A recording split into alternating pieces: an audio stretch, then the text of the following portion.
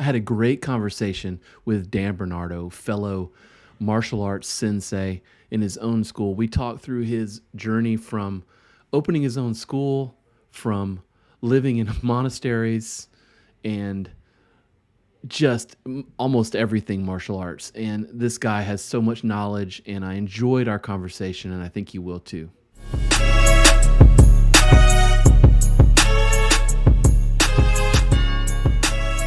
Welcome to the Warrior Mindset Podcast. We are your guide as you make your way through life, getting better 1% every day. We believe that life is lived and true victory won through adversity. Nothing easy is ever worth it. We believe in the warrior ethos and support those that choose to walk that path. Dan, what's happening, man? Not much. Thanks for coming in. Dude, thanks for having me. Yeah, we had a great conversation. Man, it was like 2 or 3 months ago now. Was it that long ago? It doesn't Probably seem like that I know long time ago. is not real. No, it is not. No, it is not. We shared some clients, students, whatever, and I was like, man, I got to meet this guy because they all said really great things about you. We had a great conversation, and I think you're awesome. Well, thank you. Yeah, Likewise, man. Wanted to get you on and just talk like we did because that was great, and I think other people need to be part of it because we're so important. Absolutely, we are. You have been teaching martial arts for how long? Long time. I started teaching sort of semi-professionally, quote unquote. Yeah, I don't know what that means either. Like I ran the school for the most part. I signed people up. I sent bills out. I opened and closed. I taught the majority of the classes when I was a junior in high school. Okay. So long time. And then went to college, did a couple years of college, and then realized that was not for me and that I should teach martial arts. And so I ran a school. I literally owned it, operated it for 2 years. And then I was not a very good businessman, too young. It wasn't the right thing. Like I wanted it so bad, but it's hard to do though. Yeah, it wasn't the right thing. So went to a couple monasteries, met my wife.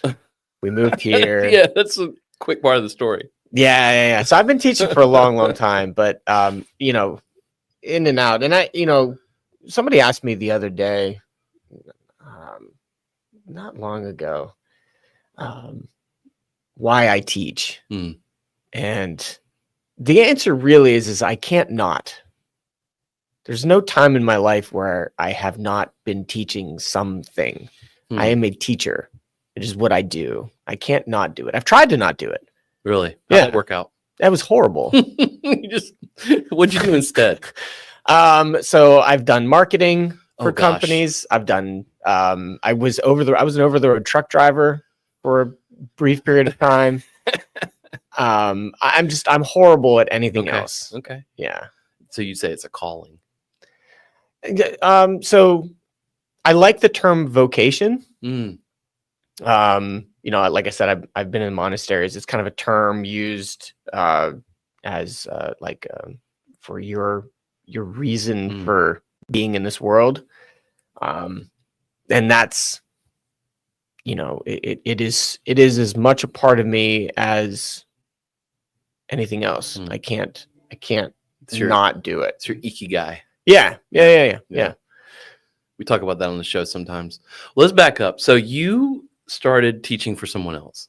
Oh yeah. Like, don't we all? I mean, that's kind of the gateway, right? You get your black belt and then you just, teaching is part of getting that black belt, I think.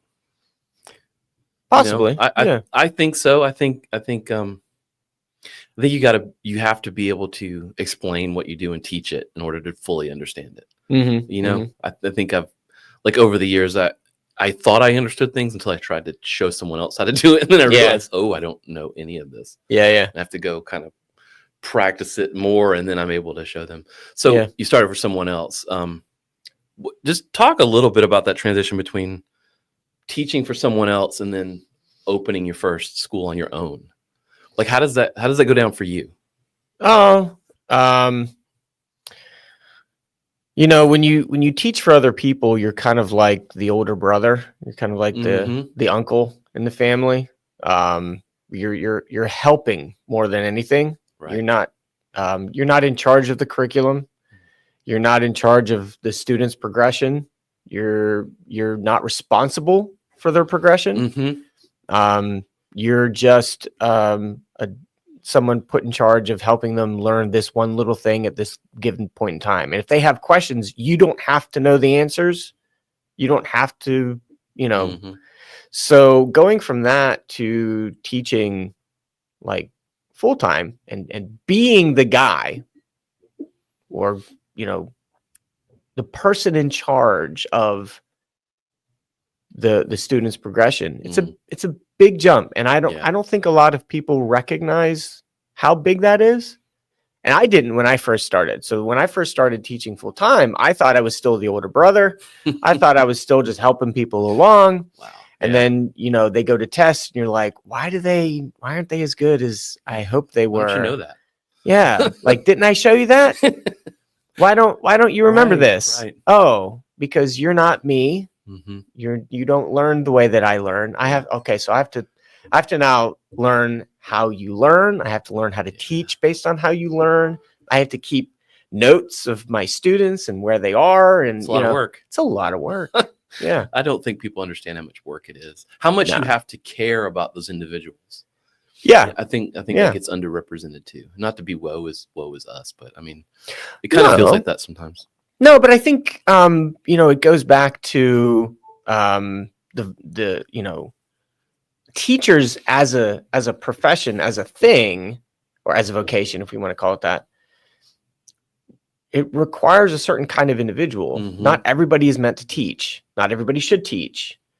You know, I talk about this a whole lot with my guys. Like, teaching is something that if you want to do, you have to practice it. You have to train it. You have to, and if you're not good at it, like I'm 6 foot, 175 pounds. I'm not a shot putter. I'm not. I tried to shot put in high school. I was horrible at it, but I could high jump. I was county high jump champion as a sophomore. Like, I could high jump. That's just natural, right? Right. So I think that, you know, there are some people that are really, really natural teachers. They may not be natural fighters. They may not be natural, you know, at the actual art itself, but they could teach. Yep. You know, and vice versa. I find the most, I'm going to make a brash generalized statement, but I find the most talented, physically talented people, I'm going to say, like, you know, the sharpest, fastest fighters, they don't make the best teachers, generally speaking. I mean, it is a gross generalization. It is, and that's what this podcast is all about, by the way. Welcome to Gene's gross generalization. No, I'm not sure whether or not that is like a cause and effect sort of thing, or if it's just simply, you know, we all go through phases of our life, and I may not be a very good teacher at 25 years old. I may be a really, really good fighter. Right. But when I'm 65 years old, I may be a really good teacher and a horrible fighter. Well, you're 65. Right. But like, we all go, and we have to kind of remember that we're not the same person. Like, I'm not the same person I was 10 years ago, a week ago. Yeah, I hope not. We all go through these phases of life. So I mean, cool. We could generalize. That I totally butchered that. It's a word now. It's a word. Generalize. we could generalize, but I don't know if it's the right way to look at it. I'm not sure whether or not we should look at somebody and say, "Nah, you're not a good teacher." We should look at somebody and be like, "You're not good at teaching yet what you're teaching. Maybe there's something that maybe there's another thing that you should be teaching at this moment." Right.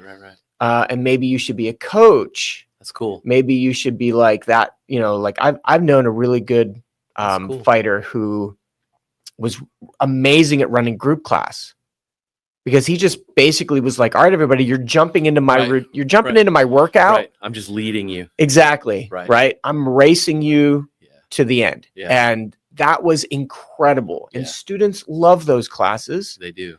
And so maybe it's just that they're not the cool. best at teaching something. Maybe they're really good at teaching something else. I dig that. I like thinking of it that way. That's cool. We're all good at different stuff for different people. That's hard to do. It's hard not to.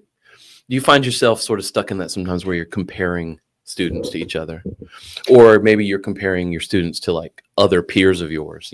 I used to. Yeah, it's hard. I used to. It's hard to sort of force yourself not to do that. Yeah. I've gotten pretty good at not doing it now. That's cool. But yeah, no, I used to. I think we all do. Yeah. Comparison is natural. Yeah. But what I really enjoy doing now, and having a specific curriculum helps too, because then what you do is you compare them to the curriculum, right, rather than other students, right. or right. Yeah, You should be here at this point. You should be doing these things. Yeah. Cool. And if you need this specific skill at this point, we have this thing over here that you should practice. It may not be what everybody else is practicing right now, but that doesn't matter, because you need to learn. Yeah, this is your path. Yeah, exactly. Yeah, everybody has a different path, I think. So tell me about the monastery. Which one? Exactly. I mean, you dropped that on me last time. I thought that was pretty unique. How did you decide to do that? So I wanted to be a priest or a monk since I was, I don't know, as long as I can remember. What about it? Is it the religion aspect of it, or is it the sort of focusing on your own journey aspect of it? It's the superpowers, man. Okay. No, I the no touch knockout. Yeah. No. Again, it very much like teaching. Okay. It is just kind of like my personality.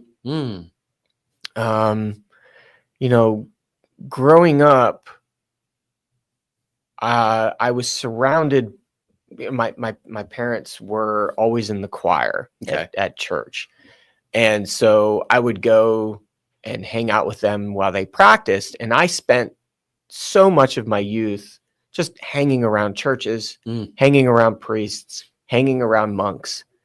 So I identify more with that sort of environment than another sort of environment. Like I mean, put me in like a business boardroom and I would feel the weirdest in the world. But put me in a monastery and I fit right in. It's just the way that it works. My martial career as well. The majority of my martial training has been hanging around with old martial artists. I think there's a lot of comparison between the two. There is a lot to compare between the two. There is. I've been lucky to meet and hang out and train with martial monks. And that's a whole lot of fun. They're very, very similar in a lot of ways to Catholic monks. The way that they view the world, the way that they approach things, like everything is intentional, everything is contemplative, right?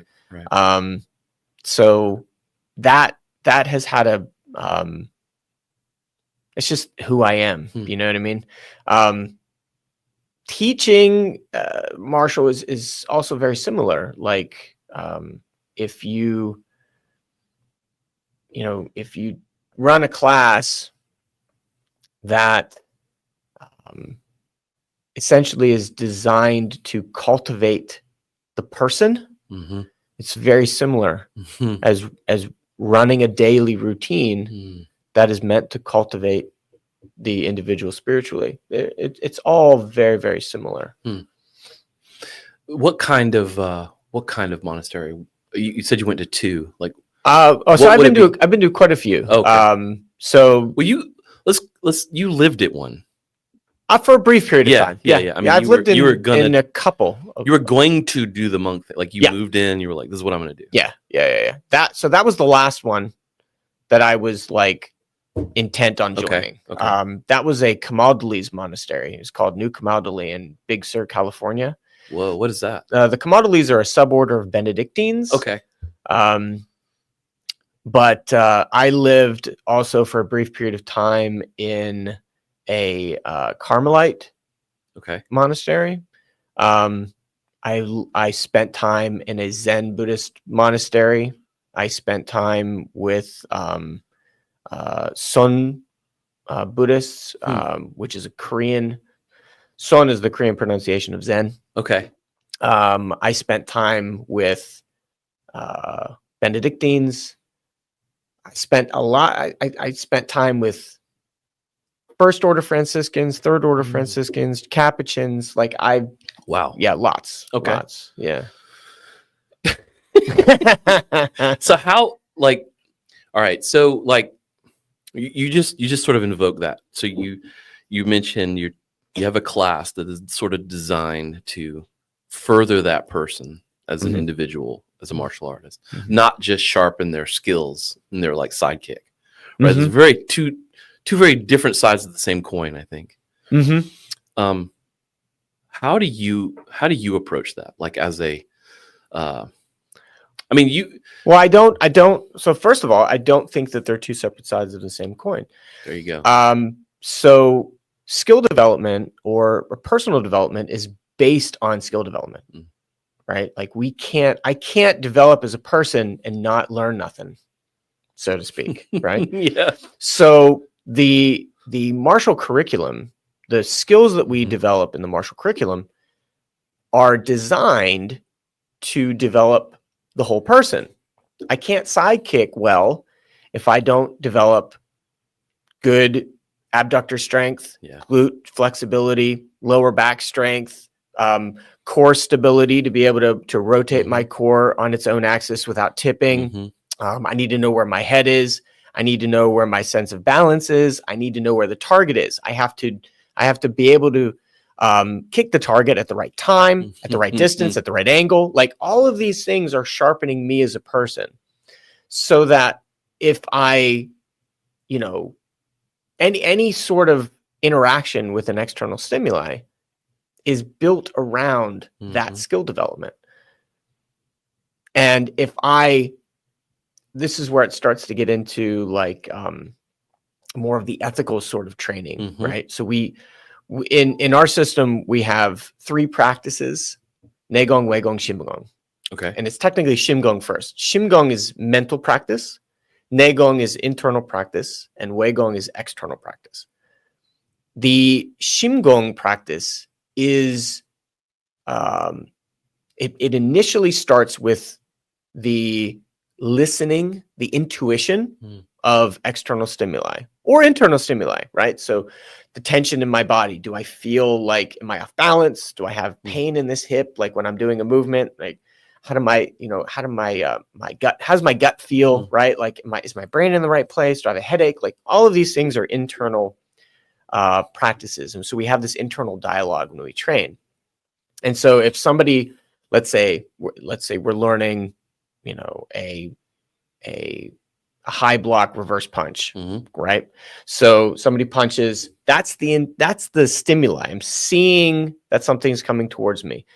I parry it. That is now a sensitivity, a tactile sensitivity that I'm listening to. Once I feel like that pressure that was coming towards me is dissipating, then I follow it. And that change, that subtle change of feeling the difference in pressure, that's an internal practice. So then I move the inside of my body and the outside of my body follows, because I can't move the inside of my body and the outside of the body not move.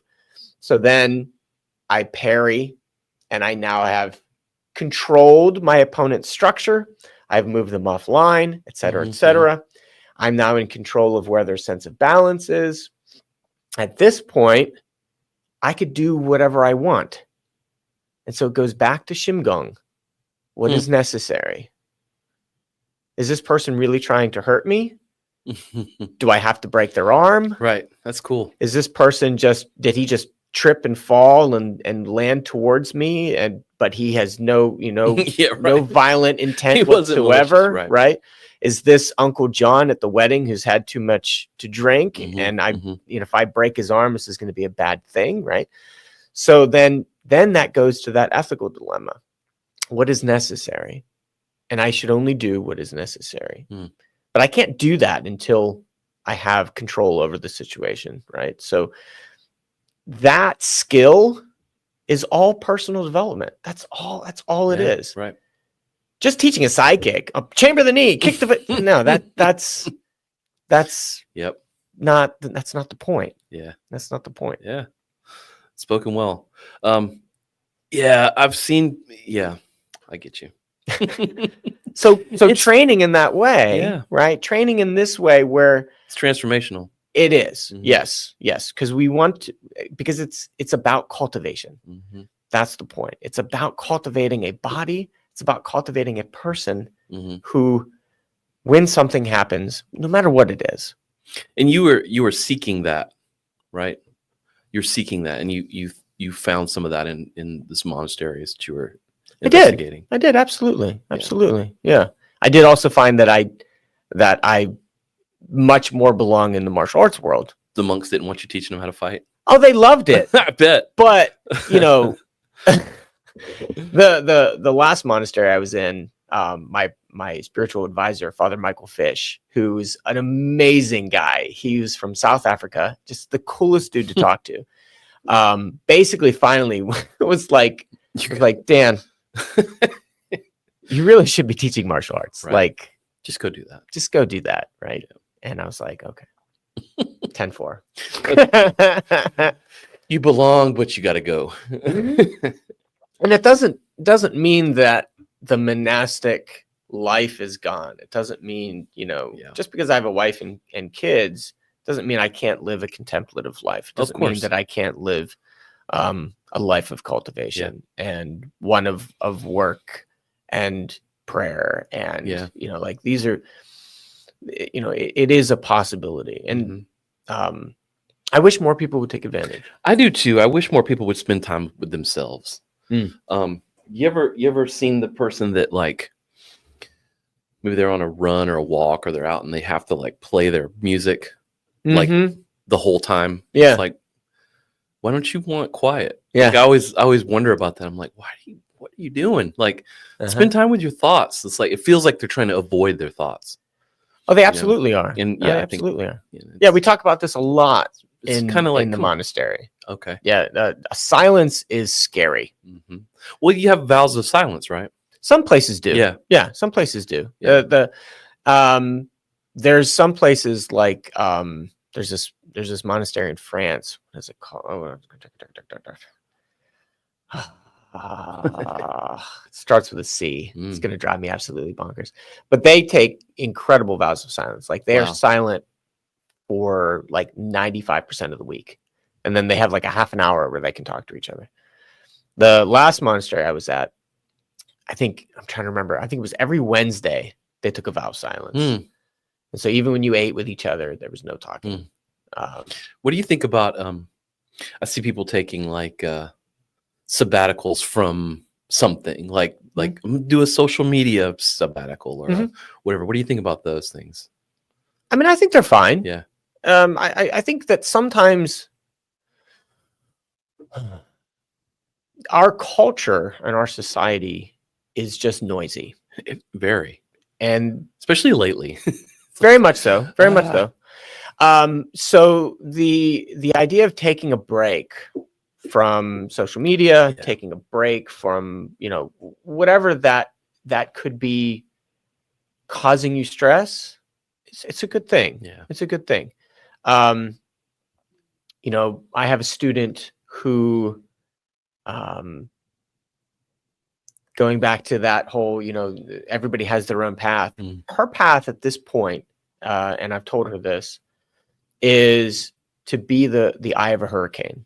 She is within a storm of craziness around her. And Mm. she keeps trying to like, say, wow, what do I do? What do I do? What do I do? So you need to be this Yeah. calm eye of the hurricane, but you have to remember that you have to move with the hurricane. Yep. You can't, That's a cool analogy. you can't take this time and be like, okay, I'm just going to relax because the storm's going to hit you. Yeah. So you have to learn how to move with it. That's her training right now. She's the only one of my students that's her training right now. But we all have to kind of learn to do that as well, because the world is crazy. Yeah. And Feels. if you go to a remote location, right? Like you go up into the mountains of China and you sit cross-legged and you just shut everything out, it doesn't fix anything. It's still there when you get back. It's still there, and it doesn't change you. Right. Not really. It just means that your peace is reliant on external peace. You have to rely on internal peace. That is the only way that you will truly have peace. Because if you're totally reliant on external peace, it's fleeting, man. Yeah. It's fleeting. So you can't control that. You can't. So if you shut out your internal voice and you shut out your own thoughts all the time, you will never have it's always internal lurking. peace. Yeah, man. Always. I dig that. How do you so I know coaches, I know people that have schools, they teach. They'll call themselves sensei. I don't know, what do you call yourself? I don't call myself anything. Well, that's a whole different discussion of what do people call you? What do people call me? Yeah. So it depends on the class. Okay. Because I do teach multiple. Yeah, multiple styles and stuff. And from multiple cultures. Yeah. So if I teach Tangsudo, because it's a Korean martial art, my title is Sabomnim. Sabonim. Yeah. Sabom is the Korean pronunciation of Shihan. Okay. In my lineage, when you reached 5th dan, you became a sabom. They changed that and they made it 4th back in like the 1970s. I've heard a lot of different reasons why. I haven't. Yeah, whatever. Political stuff. Yeah. Maybe. So in Japanese, so when I teach Japanese sword, people will usually just call me sensei, or Mr. Dan or whatever. Right. It doesn't really matter. If I teach calligraphy, classically people would call me dosa, because it just means teacher of the way. And that kind of goes to the Taoist sort of practice and cultivation as well that I teach. If I teach Italian sword, they call me maestro. Oh, that's cool. That's probably the coolest one. It's pretty cool. That's a cool one. It's pretty cool. But so I know a lot of people that I don't know a lot of people. I know of people that, but they're not like, they only focus on the physical, right? So it's like, think a football coach, for those that aren't in the martial arts, like a football coach, it's probably a good metaphor of like, they're teaching skills, they're teaching you how to play together, they're teaching you all this stuff. But you can have a coach that's all they do. It's run offensive plays. But then you have these stories of these coaches like, that guy changed my life. He will be my mentor forever. Yeah. You get people like Michael Jordan who are still thanking their coaches. Yeah. How do you balance that I'm going to call you sensei. How do you balance that? Balance what? I imagine it's very intentional for you, right? Just the little bit that I've known you. I imagine you approach it very intentionally. The teaching, you mean? The teaching and the mentoring. Yeah. Right.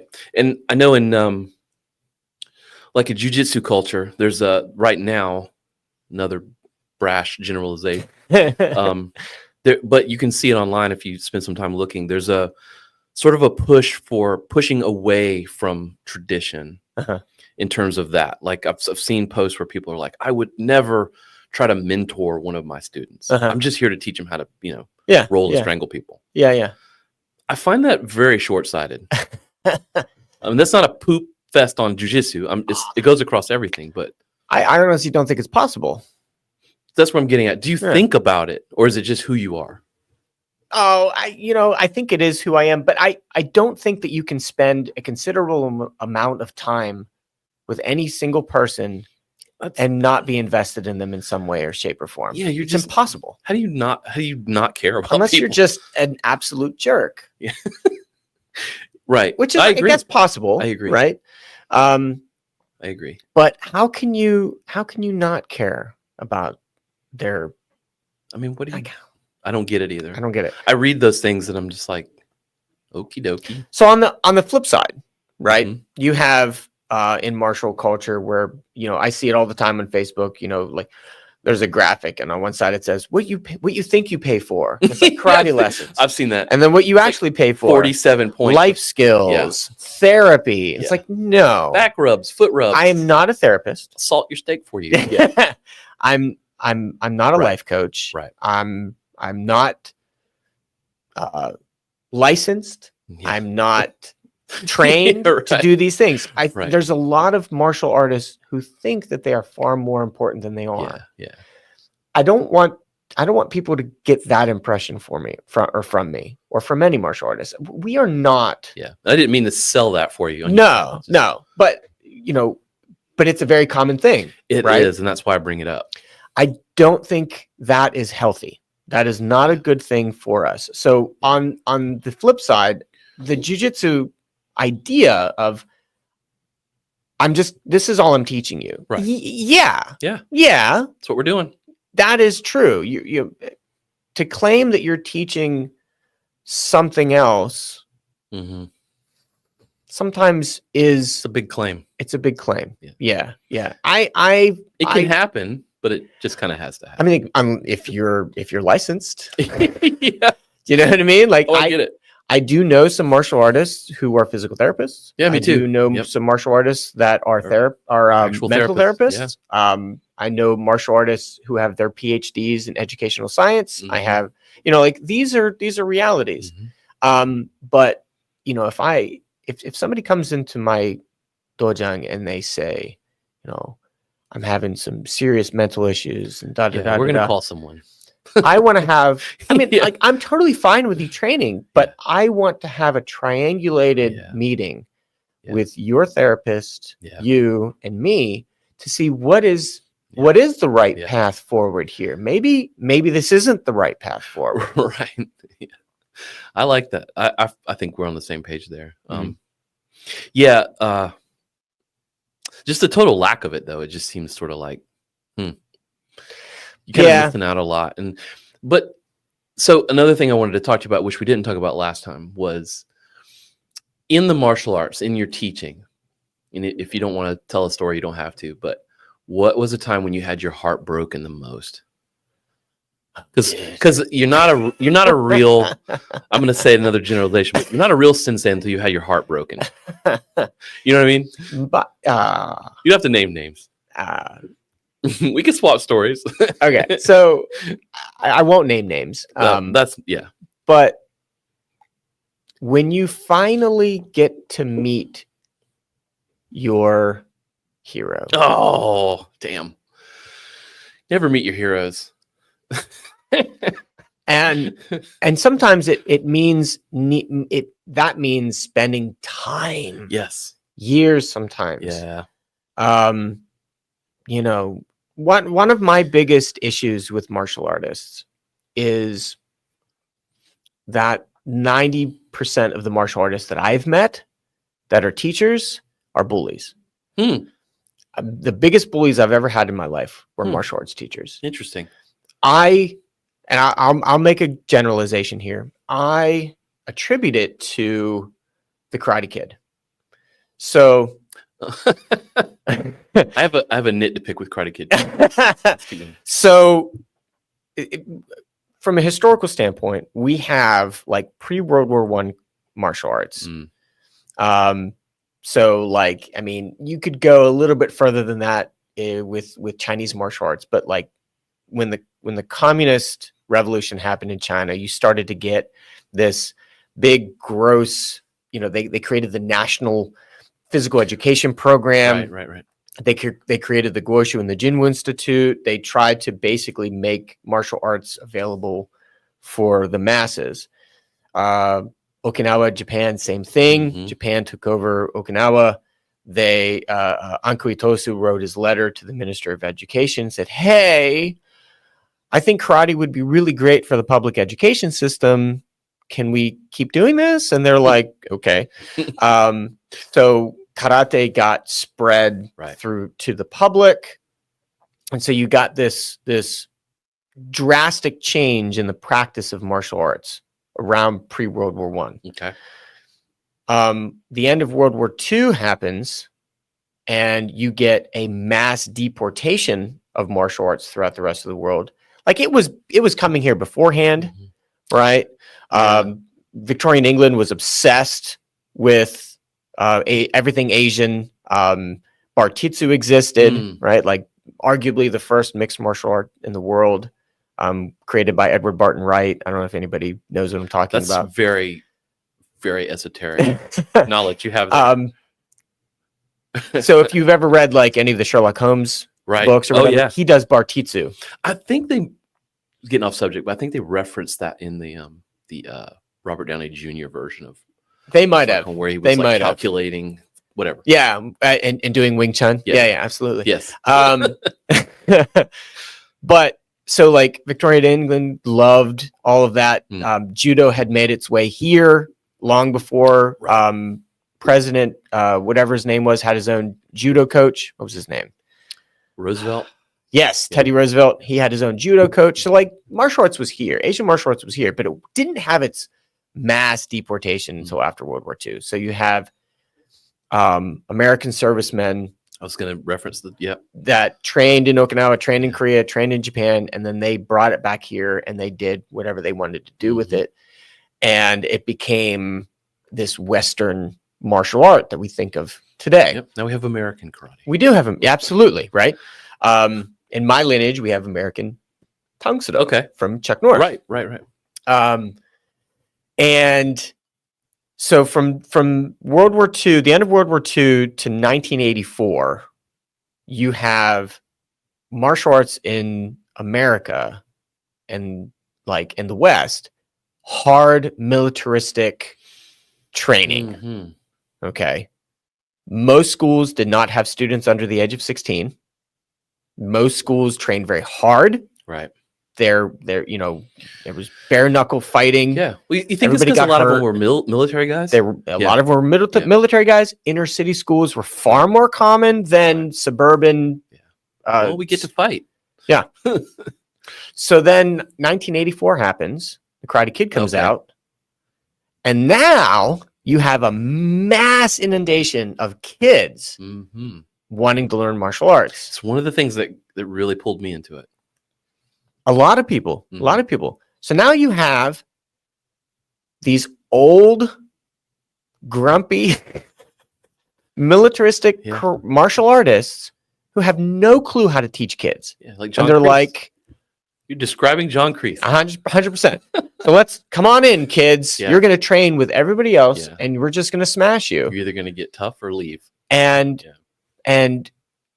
then you have a mass change of marketing. It goes from learn martial arts to life skills. Yeah. Does your kid need discipline? Does your kid need confidence? Does your kid need this?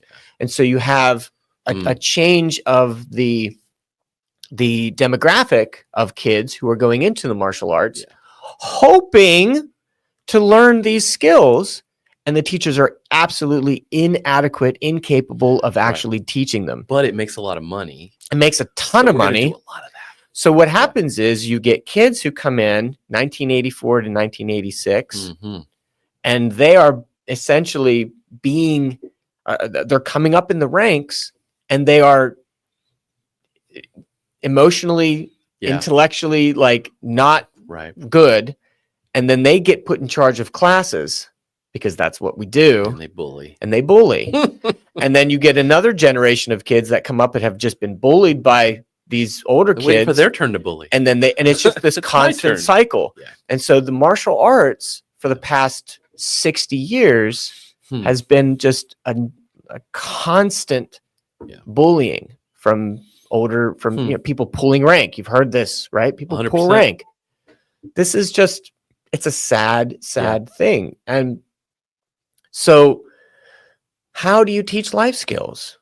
That's the hardest thing for martial artists. You actually have to teach them skills. Yeah. You have to let them down. Yeah. They have to fail. Yeah. They have to lose.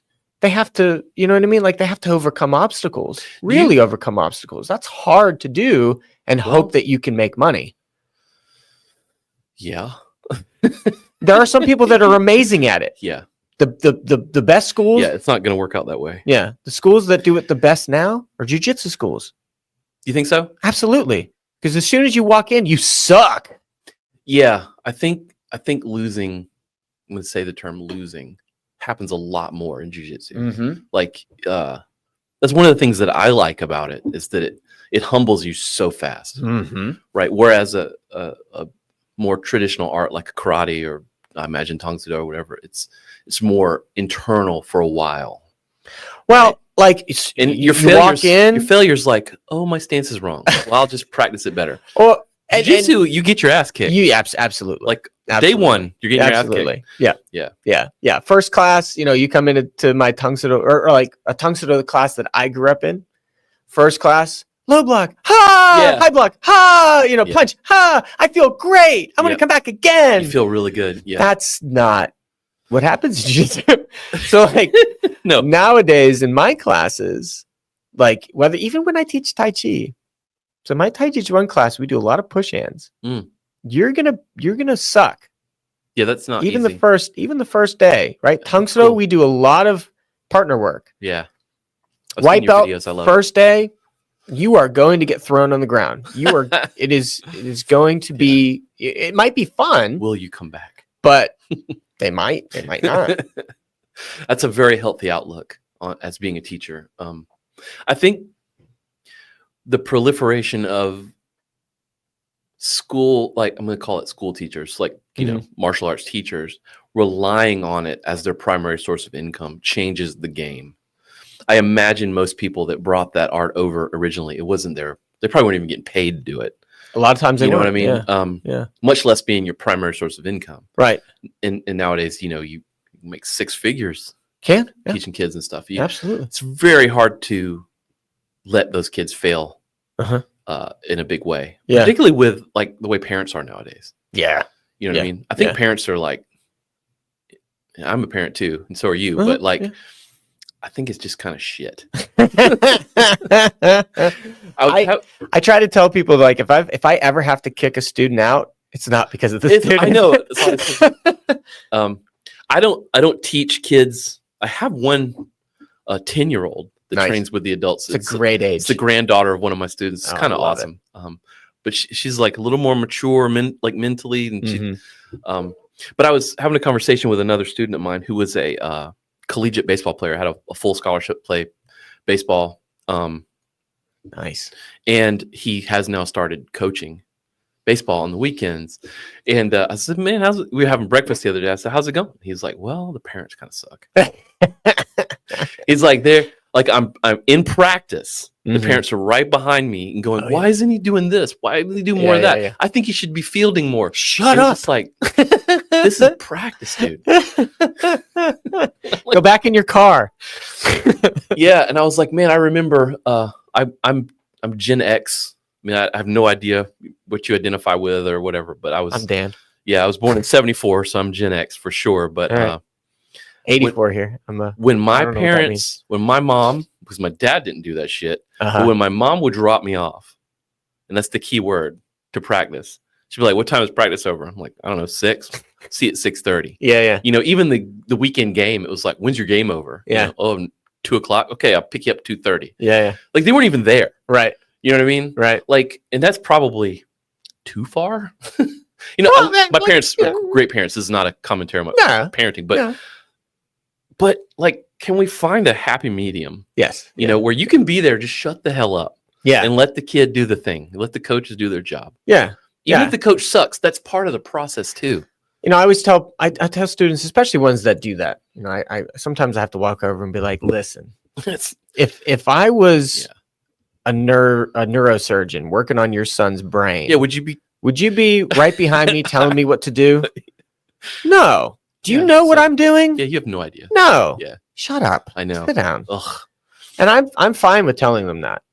I think that's very healthy. Yeah. Yeah. Yeah. And you can do it straight up. You can be very diplomatic about it too. Mm-hmm. I think you have to. It's just ugh. And sometimes you have to remind parents that their kids are kids. Yeah. You're like, wow, man, I can't believe he's fooling around. He's 9 years old. Yeah, he's 9. Calm down. Yeah, he's here. He's Yeah. He's doing great. He's doing great. Let him fool around.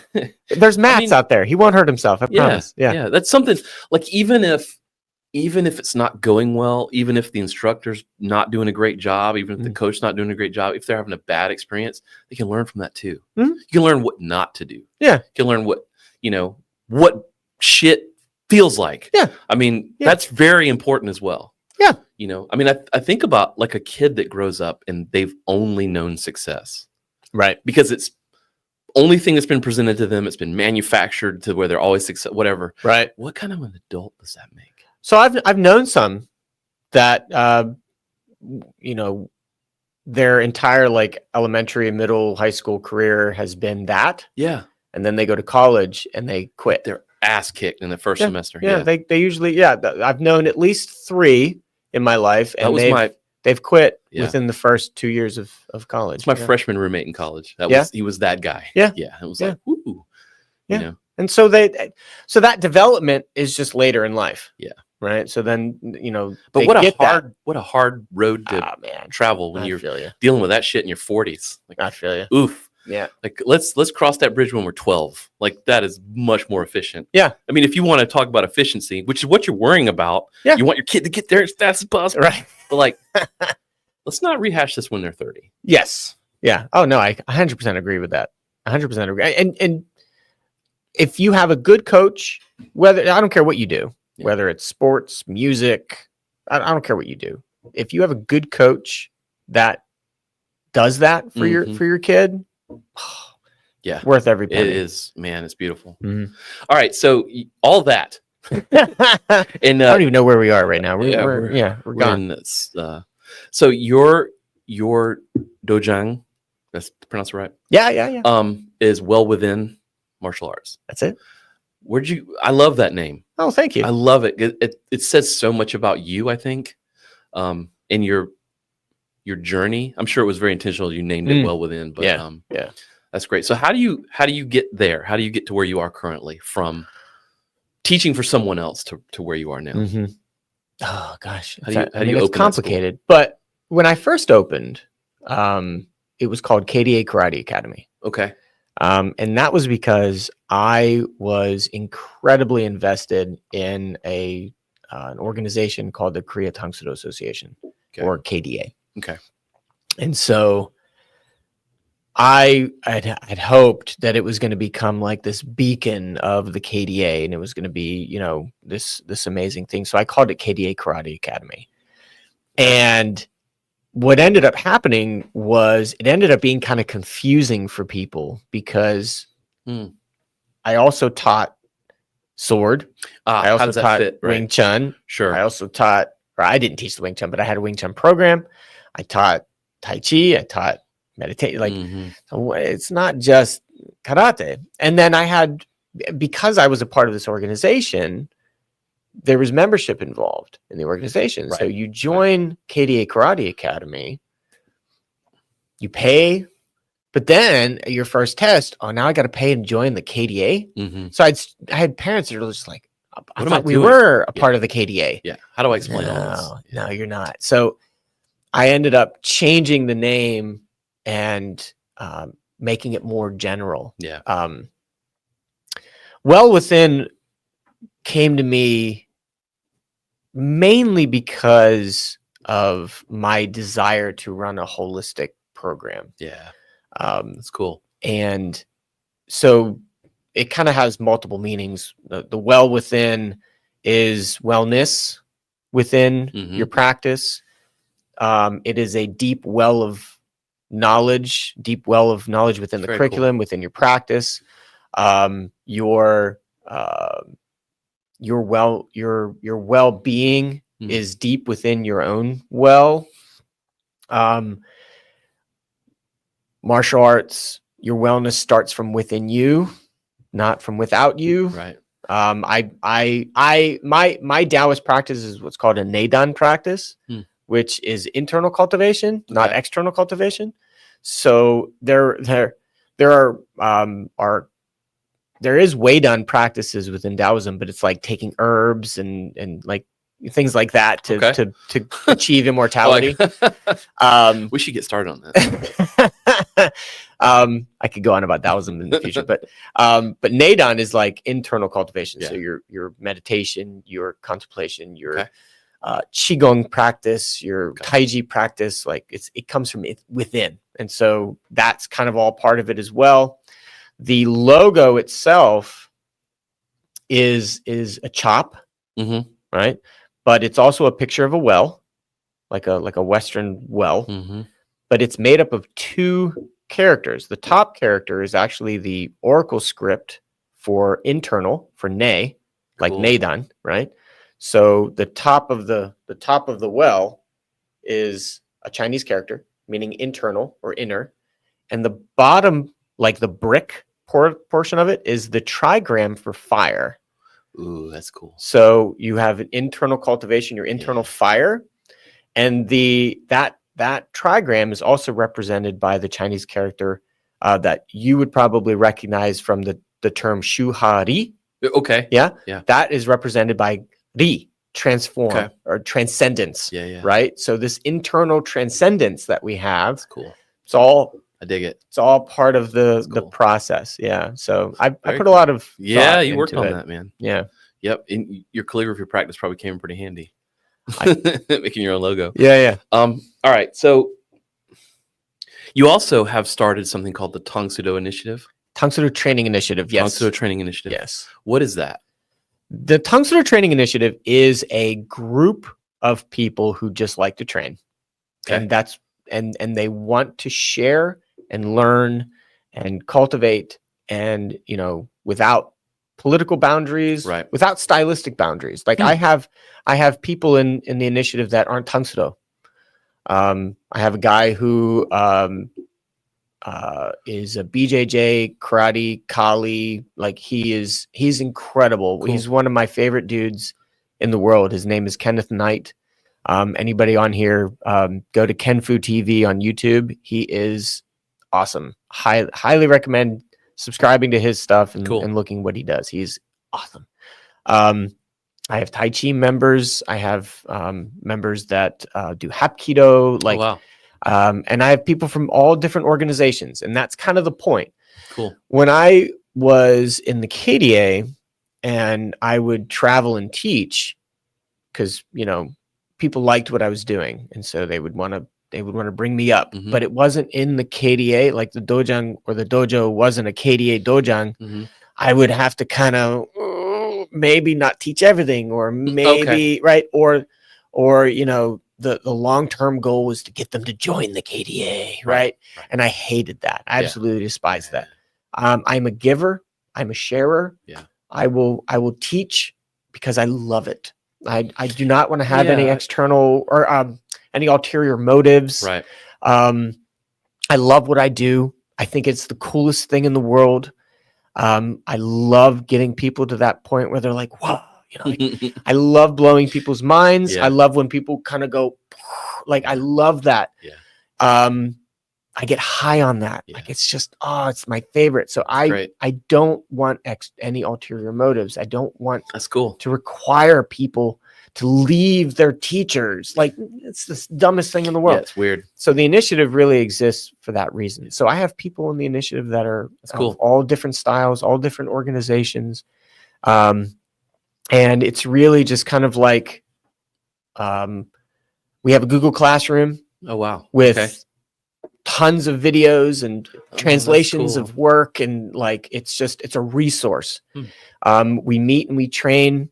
Every once in a while I'll go live. I'll do a live class in the group. I'll go on Zoom. I'll train, like if they're a full member, I can train with them weekly, bi-weekly via Zoom, or I come and visit or whatever. So it's really cool. And we have And my long-term goal is to get people from, so my lineage, my Tangsudo lineage is through a guy named Huang Yi. And Huang Yi compiled different things. Okay. So he compiled Shotokan forms. Most of them kind of did. But yeah. Yes. Okay. He compiled Shitoryu forms, Okay. Shudokan forms, Tai Chi forms, Taoist philosophy. Like he compiled all these things and he said, do this. And that got modified over the years by people coming here and changing the forms. When if you look at his books, they're very, very similar to the source material. Mm. And so my goal with the initiative is to go to the source material. And so I'm always looking for experts Mm-hmm. in those source materials, in the whether it's Shotokan, Shitoryu, or even further back, right? Like going back to just, Itosuka karate, any sort of Itosuka karate, going to Taiji Chuan practitioners, That's going cool, to Taoist, like actual Taoist practices, and having those experts as like a consultants, right? To help the initiative learn that source material. Like that's my long-term goal. It's pretty rad. Yeah. That's rad. How did you come to that vision? It was a natural progression of reading his books. Cool. And I realizing see you posting him a lot. You reference him a lot. Yeah. Yeah. My goal really is to kind of get people in his lineage to go, huh, that's a little different than how I was told. Right. That's kind of contradictory to what they say he said. Yeah. Hmm. Yeah, because it's all interpreted anyway. It's like, yeah, like his 1970 book was translated into English. Okay. Back in, I don't know, the 90s, 80s maybe, and it's garbage. Like they changed things, they completely omitted things, they modified things. Like it's not a good translation. And and so like the essence, the spirit of his work is lost. It became just like almost a what's the word? A source for standardization within the new organization. Probably what it was. I mean, there's always an ulterior motive there, monetize something. Or whatever. Possibly. Well, damn, dude, that's a lot. There's a lot. What time is it? No, I do want to talk about your contrapasso. Yeah. As sort of a thing to get out there, because I know that's important to you. Like, so just what is it? So contrapasso is Italian stick fighting. Yeah. I saw you post about that, and that was actually the thing that I was like, let me talk to this guy. Yeah, really? Cool. It really was. Oh, sweet. It's very cool. It's cool. Italian stick fighting. Yeah. So let me put it this way, maybe Italian usage of a stick to protect yourself, your land. Okay. Right. My system, if you can call it that, is from Abruzzo, which is a little territory on the eastern side of Italy. Okay. It's mountainous. Majority of people there are shepherds, right? So they have sheep sticks. farmers. Yeah, absolutely. I mean, like you could do a Google search of like 1800s contadino. Okay. Contadino means like a sharecropper. Okay. Peasant, right? All right. And you'll get pictures of people just like standing around with a staff, right? Like, because that's just what they had. They had a walking stick, right. And so during the unification of Italy, there were a lot of what we call briganti or brigands, highwaymen. Oh, okay. Right. There were people coming south trying to take over land. There were people already in the south trying to fight for, just a living, like trying to just make, whatever. And so the shepherds would use their stick to fight off people with small swords, sabers, rifles, dogs, right? And so that's where it came from. That's cool. And so I originally started doing this with my pap when I was little, like 9 or 10. Okay. Just before I started Tungsto. Because, he knew I wanted to be a Ninja Turtle, and he was like, let's go stick fight in the I know backyard. some things. Yeah. And I was like, okay. And totally didn't even really think about it. Like, in my brain at that time, only Asian people knew martial arts, right? Right. Really stupid. But so when I started doing Tungsto, I was just like, okay, thanks, Pat. Like, I didn't even really think about it anymore. And then in high school or college, I had a friend who was like, oh, you do martial arts? I said, yeah. He said, you know where that term comes from, right? And I was like, my brain went, yeah, the Chinese character for martial, it's got a foot and a lance, and it represents, a standing military walking with a lance. It means military. And he's like, no. No, the term martial comes from the Roman god of war, Mars. And I was like, Roman? He was like, yeah.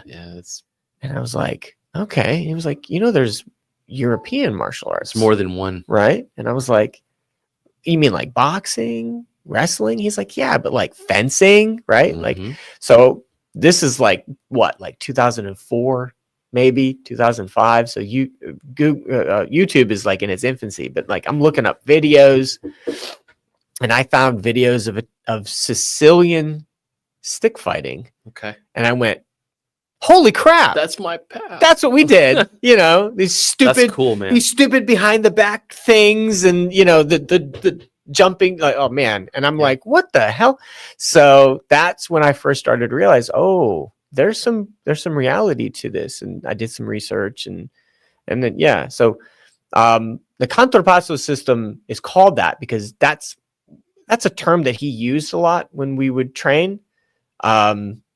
And it just means it's actually sort of it's not even a real word. Like, it's a real word, but it's short for incontripasso, which means to meet and pass. So the whole idea is to meet incoming force and let it pass so that you can hit. And that, because the stick needs to keep moving. If you stop the stick and go in the other direction, you lose tempo and you lose momentum. So any long weapon, whether you're using a montante or, whatever, right? Any long weapon, you need to keep the tip moving. And so that's a term that he used. So that's what I called it. It's not really, I made it up, right? So the curriculum I made, because there wasn't really a curriculum. It was just, let's just go do this in the backyard. There are some things that I've kept, like the exercises that we did, and some of the there was a contracolpi drill that we would do that I've kept in it, to the best of my memory. Sure. But it's really kind of cool. So I have fascinating. I have an instructor program out there. Oh wow. It's a virtual instructor program. People can sign up. They get access to a Google Classroom. It takes them through the first level of instructorship. Cool. And they can become certified and teach it if they want. Nice. That's very cool. I've always wondered like how a lot of people sort of like come to terms with the fact that there's other martial arts in the world. Like, a lot of people forget, like even Robin Hood, in the story of Robin Hood, he meets Little John and they fight with the short staff. I mean, that's like an English thing. Like there's a whole world out there of stuff that's not. They actually fought with a quarterstaff. Thank you, quarterstaff. That's right. Yeah, I remember that. It's not all samurais and ninjas. No, it's not. That's kind of cool. And gosh, imagine what happens when you tell people that their martial art that they think is ancient is not. I saw a thing recently. I forget where it was. Someone was talking about like point style fighting in karate is actually like direct descendant from Savat. I don't know how true that was, but it was. There's really not any evidence for that. It's kind of a shot in the dark sort of thing that's going around the internet right now. Actually, the way that point fighting in karate came about was from kendo. Makes sense. It's why the ma'ai is the same. The stance is technically the same. Makes sense. Yeah. So point karate came as a. You have like European style point fighting too, and in Mhm. American style, are very different. Yeah, you know, and as Japan well. was obsessed with Western boxing. Right. Mm-hmm. Right. Well, that's Yeah. the whole story. That's why they had the whole Shotokan game, right? They wanted to bring the striking art into Japan, or that's the Mhm. story at least. Yeah, yeah, Um, and whether- Motobu fought the boxer and beat the boxer, and then the newspaper article printed a picture of Funakoshi. Have you ever seen that newspaper article? I know what you're talking about. Yeah, It's I kinda have a picture of it on my Oh, do phone. you? Yeah, That's I can cool. show it to you later. That's cool. The Japan loved Western boxing. Yeah. Loved Western boxing. Korea too. Like there are some Tangsudo guys, some old Tangsudo guys that started off boxing in Korea. Yeah. Interesting. Yeah, but there's a claim with that, like all the kicks in karate came from Sabat. Yeah, I've seen. There's a bunch of that. There's no real evidence for it. It's more likely that it came from Chinese martial arts. Yeah. Well, I mean, we'll probably never know. I mean, maybe not, unless we get some form of like, Yeah, we'll uncover some secret text or some something. evidence. Yeah, but Yeah. but to be honest, like the evidence points to it coming from Southern Chinese. Yeah. That's probably more likely to believe that than the fact that like, France influenced Even some- the jumping kicks, like Yeah. there are not Shaolin, there are Southern Chinese systems that have incredible jumping kicking forms. Like it's simple. Yeah, just jump and kick. Yeah, like you weren't the first to invent this stuff. Yeah. There's one form called, like, I think it's called like shackle boxing. So they have their hands kind of like this. If anybody's ever done Chinto, and your hands are kind of like this, right? That's very, very reminiscent of shackle boxing. So like your hands are shackled together, so you have to jump and kick, and so you think about the beginning of Chinto. Yeah, it's a whole training jump scenario. And kick, Yeah. Yeah. Fighting while you're tied up. Yeah, and it was very common. Well, I wonder, like 100 years from now, they're gonna look at like slap boxing, like or the face slap thing. I saw one where they were it was like arm wrestling, but fighting at the same time. Yes. Like whoever could arm wrestle, they could punch each other. Yes. Like back in the day, they used to practice this art of slapping each other in the face. I know. Have you ever done card jitsu? I've seen that. I have the guy who runs my HEMA club at the school. He does every year, like they do a card jitsu thing at his house. It's kind of funny, but I mean, maybe a realistic scenario. Yeah. I'm not sure. I've never been jumped in my car, but I mean, it could happen. It could happen. It could happen. Well, man, I could talk to you for a while. You're very, you have a lot of history in your brain, and I appreciate it. Oh, thank you. Yeah. Cool. It's so too much. Is it too much? No. It's too much. It sometimes is to my detriment. Yeah. Well, where can people find you online? Oh gosh. So my website for the dojang is wellwithinma.com. Okay. And the Tangsudo Training Initiative is tangsudotraining.org. Cool. I'm on Instagram. The best place to look at my calligraphy is on Instagram. We didn't even talk about that. Martial Calligrapher. But if you want to order calligraphy, it's danbernardo.com. Cool. So I'm on a lot of places. Yeah. All right. If they can't find you, they're not trying. They're not trying. Absolutely. Well, we'd love to have you back. Absolutely. We'll figure out some more stuff to talk about. It shouldn't be that hard. So Nope. thanks for being on the show today, man. And you got to come do some calligraphy. I would love to. I suck at it, but I will come try. Everybody does. I'll try my best. It's the best. Cool. Cool. Thank you. Thank you, man.